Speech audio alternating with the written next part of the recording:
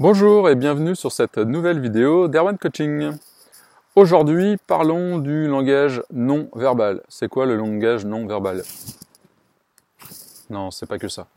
Le langage non verbal, c'est tout ce que vous communiquez à l'extérieur sans forcément vous en rendre compte, mais qui vient s'ajouter à votre langage, s'ajouter aux mots. Les mots représentent à peu près, dans ce que vous communiquez, entre 7 et 10% du message que vous voulez transmettre, du message que vous voulez faire passer.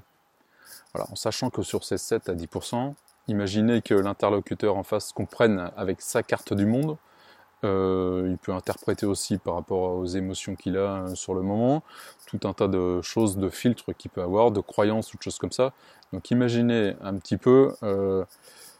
entre les mots que vous dites et ce qui est compris en face, il peut y avoir un décalage énorme. Voilà.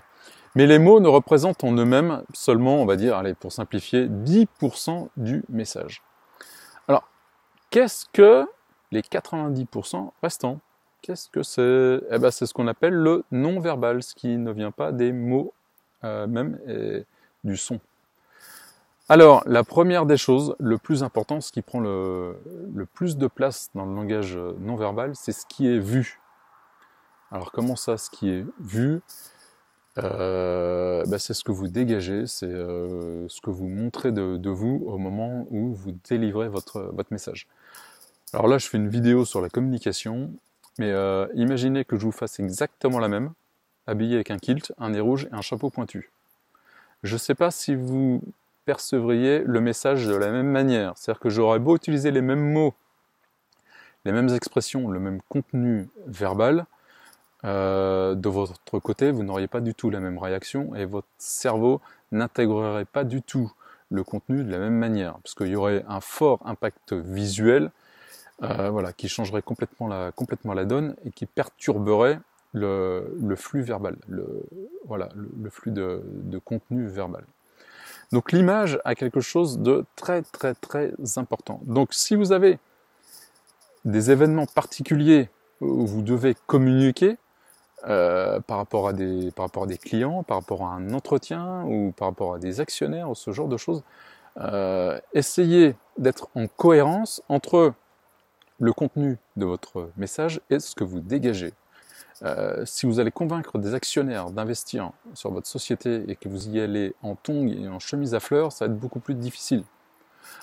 À moins que les tongs et la chemise à fleurs viennent renforcer le message que vous voulez faire passer. Voilà. Mais essayez d'avoir une certaine cohérence entre l'image et le contenu verbal que vous utilisez dans vos communications, vous aurez beaucoup plus d'efficacité. Alors nous en étions à 10% contenu verbal, 50% l'image, la moitié, donc on en est à 60%. Il reste 40%.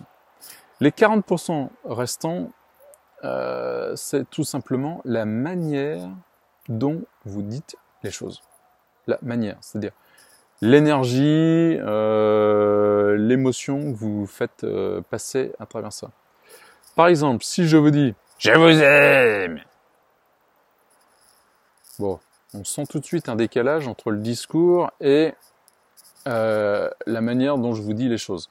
Ok? Si je vous dis tout simplement, comme ça, je vous aime. Je pense que là, la deuxième fois, le message est beaucoup plus passé. La première fois, il y avait un écart entre je vous aime, qui est quelque chose, un discours dans lequel j'ouvre normalement le cœur pour vous faire passer un message d'amour avec l'agressivité que j'ai mis dedans. Là encore, s'il y a décalage, le message ne passe pas. Et votre interlocuteur ne sait plus trop quoi croire entre l'émotion qu'il reçoit d'agressivité ou le message « je vous aime ». Il y a un décalage et qui vient complètement perturber le signal et on ne sait plus quoi croire. Est-ce que je crois l'émotion qui va avec, c'est-à-dire là l'agressivité, ou est-ce que je crois le contenu du message « je vous aime ».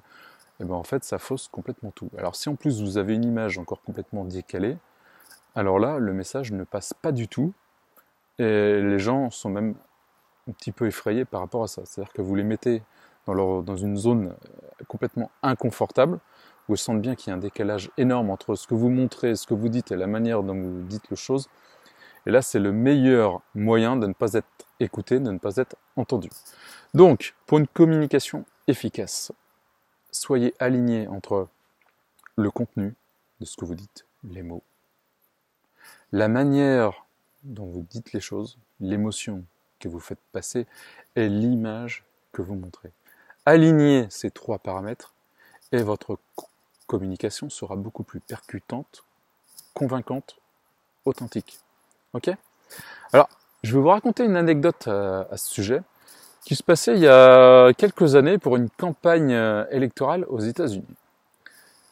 C'était un débat télévisé et sur le plateau de télé, on avait fait venir un groupe de personnes, de spectateurs, une cinquantaine à peu près.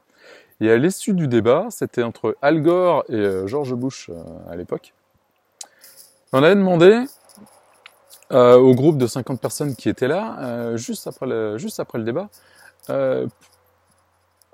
pour quelle idée vous sentez-vous le plus proche ? Et la majorité des personnes présentes ce soir-là avaient dit on est le plus d'accord, on est le plus en accord avec les idées du candidat Al Gore. Voilà, c'est-à-dire qu'intellectuellement, ils étaient plus touchés par ces idées-là. Ensuite, je leur demandais, pour qui allez-vous voter ? La majorité des personnes ont répondu George Bush. C'est quoi le hic ? C'est-à-dire les gens intellectuellement sont impactés, intéressés par les idées d'Al Gore, mais au moment de voter, ils votent pour George Bush. C'est quoi l'écart ? C'est quoi la différence ? Quand on leur a demandé pourquoi, en fait, ils ont tous répondu, mais George Bush, lui, il est convaincu de ce qu'il dit. C'est-à-dire que même si intellectuellement, votre cerveau gauche est touché par des idées, et en accord avec ça, c'est seulement une petite partie du message. Et là où George Bush a été très fort, c'est que lui, il était convaincu. C'est-à-dire que être convaincu, il était complètement aligné entre ce qu'il pensait, ce qu'il disait, ce qu'il faisait et son état émotionnel quand il le faisait. C'est-à-dire qu'il y avait un alignement complet de qui il était au moment de ce débat. Comme quoi, la communication, c'est pas seulement une joute verbale, c'est pas seulement un échange d'idées, une confrontation d'idées ou de choses comme ça, de concepts. Non. Pour faire passer ces idées, pour convaincre, pour faire passer au plus possible qui vous êtes, soyez complètement alignés avec le contenu, l'image que vous voulez donner, la manière dont vous dites les choses, et ça, vous pouvez le faire si vous êtes vous-même, c'est-à-dire si vous pensez fortement ce que vous dites, si émotionnellement vous êtes complètement en accord avec ce que vous dites. Voilà. C'était la communication non verbale vue par Erwan Coaching.